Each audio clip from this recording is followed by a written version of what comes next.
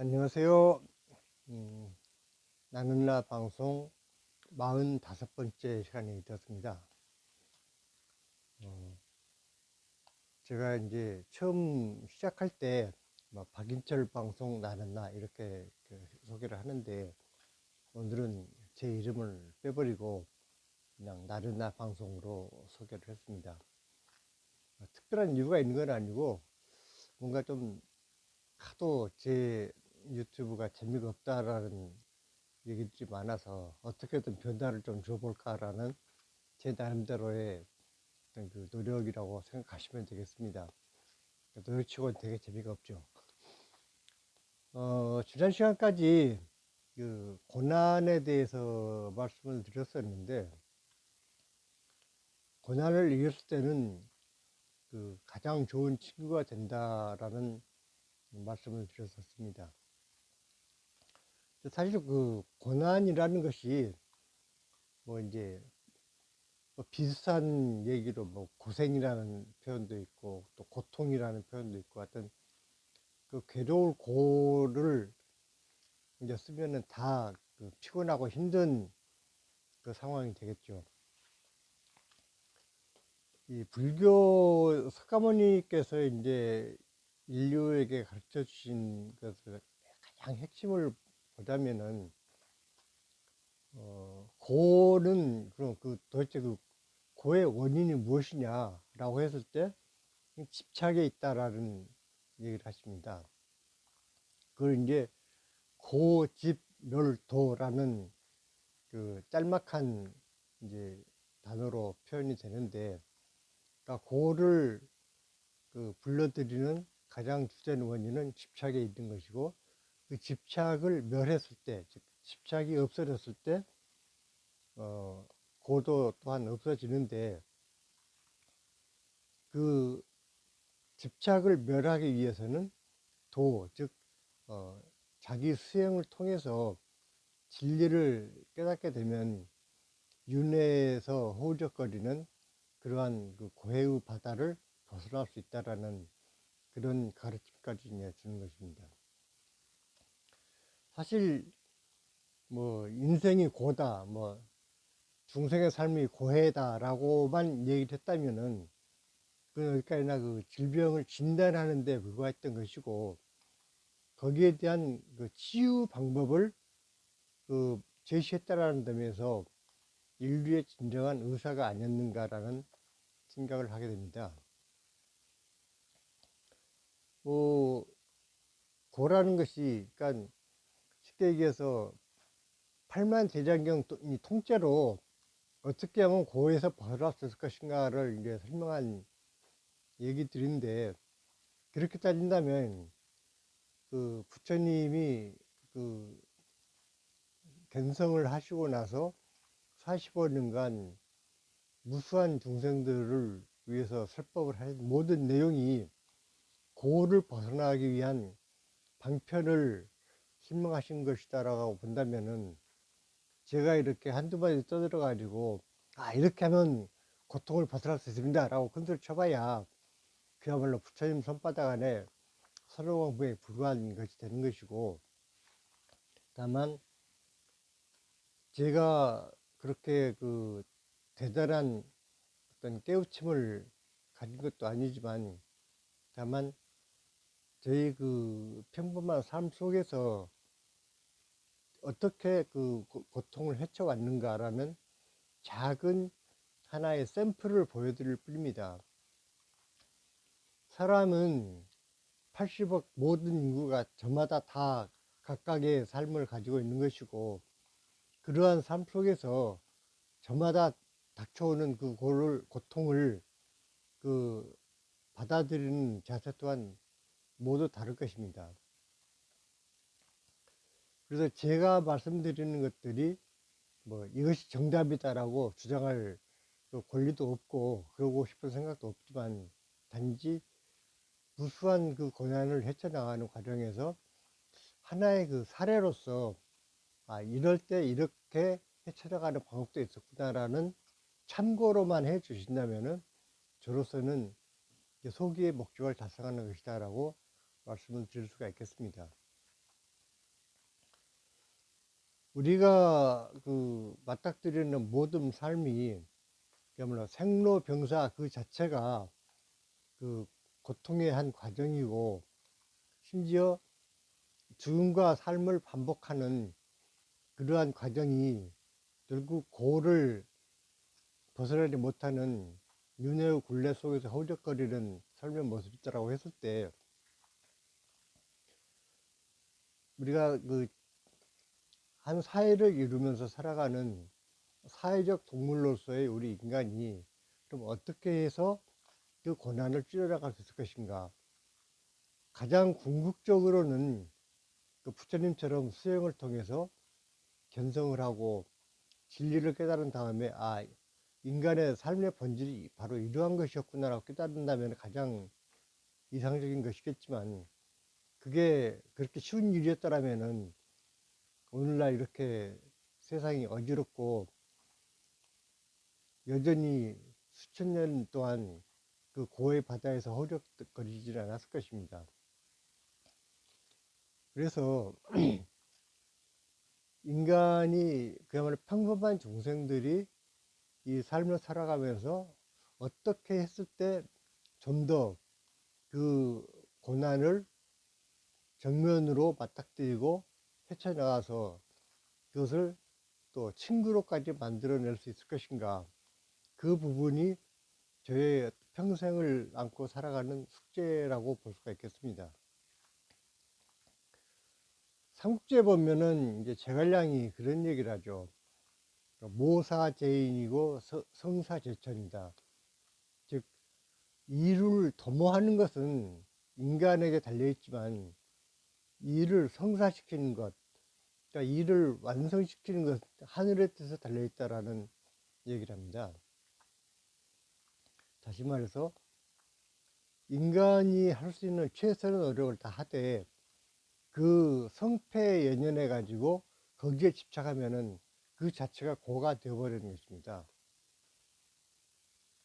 따라서 우리가 그 고난을 벗어나기 위해서 또는 고난을 헤쳐나가기 위해서는 나 자신을, 그러니까 자기 객관화가 필요한 것이고, 또 끊임없이 자기 성찰을 통해서 내가 무엇을 잘하고 무엇을 못하는가, 또 내가 가진 것은 무엇이고 내가 못 가진 것은 무엇인가, 이것을 객관적으로 살펴보는 노력이 무엇보다도 먼저 선행되어야 될 조건이 아닌가 싶습니다.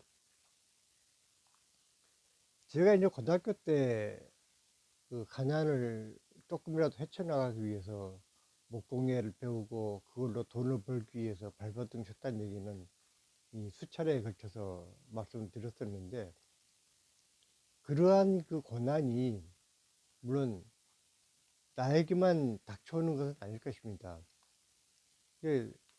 제가 어렸을 때는 제가 이 세상에서 제일 불쌍한 사람인 줄 알았어요.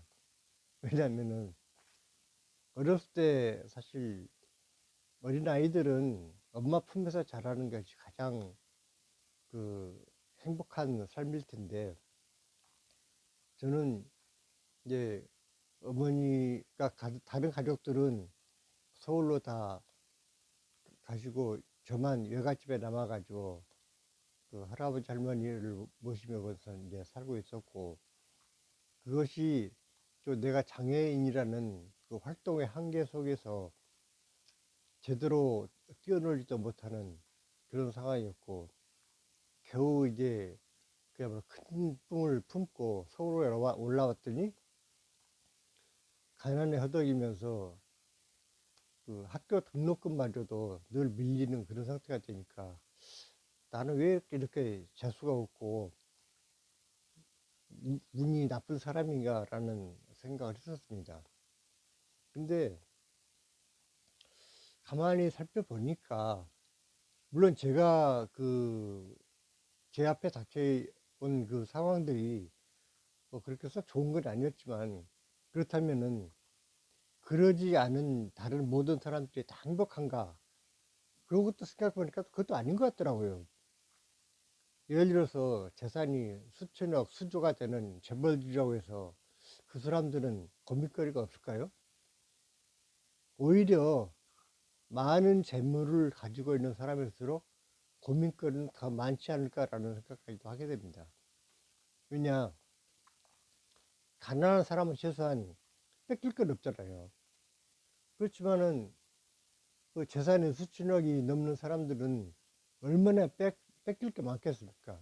근데 그것을 지켜야 된다라고 생각하면은 맘 놓고 발 뻗고 편히 잘 수 있는 날이 없겠죠.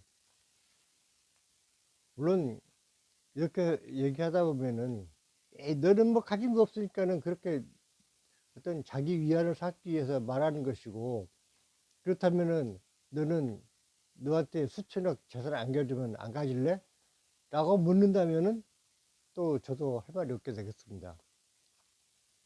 다만 제가 어렸을 때나 지금이나 변치 않은 생각은 이 재물이라는 것은 그 자체가 목적일 수는 없습니다. 그야말로 더 큰 목적을 이루기 위한 도구로서의 재물이 필요한 것이지 오로지 재물을 모으기 위한 것이 삶의 목적일 수는 없는 것이 아닌가라는 생각을 하게 됩니다. 고난을 얘기하다가 엉뚱하게 좀 얘기가 새고 있는데, 즉 다시 말해서 부처님이 얘기하신 그 중생의 모든 삶이 고해다라는 얘기나, 또 하루하루를 일상 속에서 살아가는 우리들이 느끼는 그 고통이나 그 본질적인 문제에 있어서는 크게 다를 바가 없다라는 것입니다. 예를 들어서 누군가를 무척 사랑하는 어떤 두 사람이 있었다고 합시다. 근데 한 사람이 변심을 해서 떠난다고 했을 때 크게는 그 떠나는 사람에 대해서 엄청난 분노와 그 집착을 할 수 있는 것이고, 그래 우리의 인연이 여기까지였던가 보다, 그래 어디 가서든지 행복하게 잘 살아라라고 놓아줄 수 있는 것, 즉 고난을 이기는 방법 중에 또 단념이라는 방법도 있습니다. 그럼 단념을 한다라고 하는 것은 그 포기라고 볼 수 있는 것이고, 놔버리는 것이라고도 볼 수가 있겠죠. 사실 그 인연이라는 것이 또다시 이제 부처님 얘기를 빌려서 얘기할 수밖에 없는 게, 인간의 모든 그 관계라는 것이 인연 따라 왔다가 인연 따라 헤어지는 것. 즉 우리가 살아가는 삶이 원인과 결과가 있기 때문에 일어나는 것이고, 그것을 거스를 수는 없는 하나의 그 자연적 법칙이다라고까지 이제 얘기할 수 있는 것이죠. 저 역시도 이제 젊었을 때 제가 또 장애를 안고 살아가다 보니까 뭐 누군가를 좋아해서 서로 사랑하는 사이가 되었다가도 뭐 주변에서 반대를 한다든지 본인이 또 변심을 한다든지 해서 저를 따르는 사람들이 많았습니다. 그러면은 처음에는 화도 나고 세상이 왜 이렇게 그지 같을까라고 속을 욕도 하고 그랬는데, 저 자신이 그렇다면은 상대방이 원하는 모든 것을 가지고 있는 존재인가라고 봤을 때 부족한 것이 너무나 많은 사람이다 보니까, 그렇게 부족한 저 자신을 짧은 순간일지라도 좋아하고 사랑해 주었다는 그 자체가 고맙다는 생각을 하게 되었습니다. 그래서 한 번은 또 정말 아꼈던 후배가 이제 그만 만나자, 도저히 우리 부모님을 설득할 자신이 없다라고 했을 때 제가 그렇게 얘기했습니다. 그래, 뭐 네가 그런 고통을 받으면서까지 그동안 길지 않은 시간 나를 좋아해 줄 때 대해서 고맙다. 뭐 우리의 인연이 여기서 끝나겠지만 언제든지 다시 만났을 때 서로가 아름다운 과거로 추억할 수 있도록 소중히 간직하자라고 얘기를 하면서 보낸 적이 있습니다. 뭐 막상 제가 그렇게 얘기하니까 그 친구도 할 말이 없겠죠. 그냥 그 얘기를 듣다가 눈물을 주르르 흘리고 그리고 그냥 떠나간 적이 있었습니다. 물론 결과가 뭐 평생을 같이 살아갈 수 있는 그런 소중한 만남으로 이어졌다면 가장 좋았겠지만 그러지 못하고 헤어졌지만 어쨌거나 그 뒤로 뭐 다른 어떤 기회가 되어서 마주친다든가 아니면 또 전화를 한다든가 했을 때 전혀 그 어색함 없이 그냥 반갑게 인사하고 잘 지내라라고 하고 안부를 부를 수 있는 그런 관계가 유지되는 걸 봤을 때 내가 그때 마음을 그렇게 고쳐먹기를 참 잘했구나라는 생각을 했었습니다. 요즘 보면은 이제 그 스토킹이라는 범죄가 가끔 뉴스를 타게 되는데 결국은 그, 그 상대방에 대한 집착, 그 고집 멸도에서의 그 집을 벗어나지 못했기 때문에 발생되는 일이고 그것은 나도 파괴하고 상대방도 파괴하는 그야말로 범죄가 되어버리는 것이기 때문에 때로는 그 단념할 때 단념할 수 있는 그야말로 내가 무엇인가를 도모하고 최선을 다했지만 그것이 이루어지고 안 이루어지는 것은 하늘에 맡겨놓고 그것이 내가 원하는 바가 아닌 쪽으로 결론이 되어지더라도 그거를 받아들일 수 있는 그런 마음의 자세가 누구에게나 필요한 것이 아닌가라는 생각이 듭니다. 그런데 여기서 또 한 가지 중요한 것은 단념이 중요한 것은 사실이지만 그렇다면은 단념하기 이전에 최선을 다했는가 그거를 또 스스로에게 물어볼 필요는 있습니다. 즉 내가 최선을 다하지도 않고 뭐 대충 하다가 상대방이 에이 너 같은 거 필요 없어라고 떠났을 때 그래 그게 팔자라면 할 수 없지라고 포기를 하는 것은 과연 그것이 진정 그 바람직한 모습인가라고 했을 때 또 그건 아니다라는 생각이 듭니다. 진정 나를 끊임없이 성찰하고 나를 점검하면서 내가 부족한 부분이 무엇인가, 내가 좀 더 잘할 수 있는 그 빈틈은 어딘가에 있지 않았을까라는 노력을 하는 그 최선을 다하고 나서 그 다음에 어쩔 수 없는 그런 한계가 다다른다면은 그때는 단념하는 것이 하나의 그 방법이 될 수 있겠지만 그렇지 않고 처음부터 노력할 생각도 하지 않고 뭐 대충 얼버무리다가 포기한다면 그것은 글쎄요 인간으로서 어떤 자기 스토리를 만들어내는 진정한 삶의 모습은 아니지 않는가라는 생각도 듭니다. 뭐 얘기가 어떻게 보면 좀 갈팡질팡하는 것 같기도 한데 어, 한마디로 요약해서 말씀드리자면은 내가 할 수 있는 최선의 노력을 다하고 그리고 나서 어쩔 수 없는 것에 대해서는 그것을 받아들일 수 있는 때로는 단념도 할 수 있는 그런 자세가 그야말로 고통을 받아들이는 진정한 삶의 자세가 아닌가라는 하게 된다는 것입니다. 물론 이제 제가 제 개인의 삶을 돌아보는 하나의 방법으로 유튜브를 선택했고 지금까지 이제 고등학교 시절까지 얘기를 하다가 지금 멈춰 있는 상태인데 글쎄요 다음 시간에는 또 새로운 얘기를 하게 될지 아니면 또 고통에 대한 또 다른 얘기를 하게 될지 모르겠는데 아무튼 오늘은 이 정도로 말씀드리고 다음 주에 또 뵙도록 하겠습니다. 구독과 좋아요 꼭 부탁드립니다. 감사합니다.